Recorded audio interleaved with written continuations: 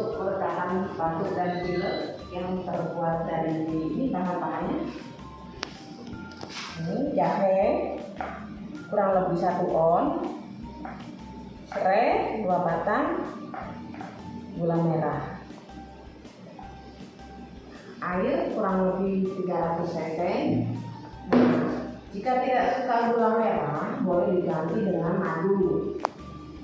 Kita mulai cara membuat ramuannya. Setelah bahan-bahan tadi kita potong-potong, ini, dan tuang airnya, kita cuci,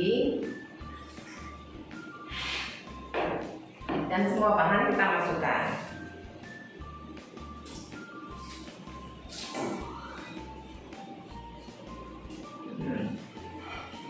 Kita tunggu sampai mendidih kurang lebih 10-15 menit.